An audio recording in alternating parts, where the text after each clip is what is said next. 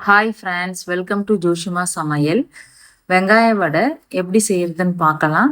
இது ஈவினிங் டைமில் சுட சுட டீயோட வச்சு சாப்பிடும்போது டேஸ்ட்டு வந்து ரொம்ப சூப்பராக இருந்துச்சு.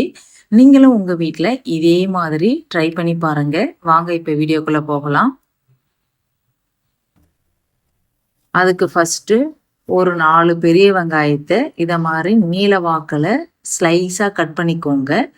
கொஞ்சமாக உப்பு, ஒரு 1/4 டீஸ்பூன் மஞ்சள் தூள் இதை சேர்த்து நல்லா கையை வச்சு பிசைஞ்சிக்கோங்க. ஏன்னா உப்பு சேர்த்து பிசையும் போது வெங்காயத்தில் உள்ள தண்ணி வந்து வெளியில் வரும். அதனால கையை வச்சு நல்லா பிசைஞ்சிட்டு மூடி போட்டு ஒரு 10 நிமிஷம் அப்படியே நல்லா ஊறட்டும்.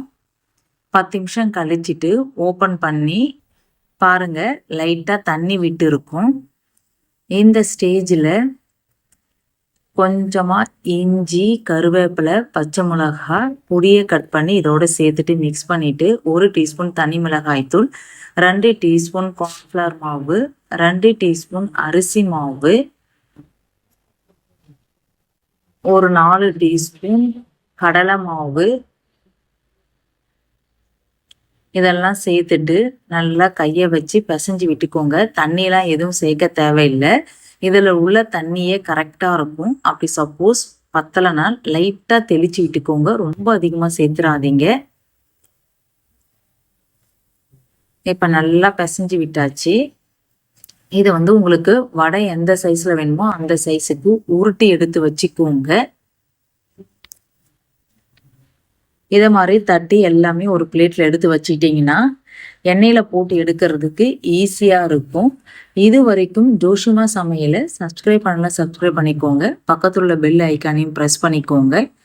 இப்போ அடுப்பில் ஒரு கடாயில் தேவையான அளவு எண்ணெய் சேர்த்து எண்ணெய் நல்லா காஞ்சதுக்கு அப்புறம் அடுப்பை மீடியம் ஃப்ளேமில் வச்சுட்டு ஒன்றா எடுத்து சேர்த்துக்கோங்க.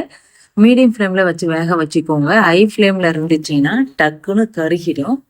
இப்போ ஒரு சைடு வெந்தது இன்னொரு சைடு வந்து திருப்பி போட்டுக்கோங்க. இது வந்து டேஸ்ட் ரொம்ப சூப்பராக இருந்துச்சு.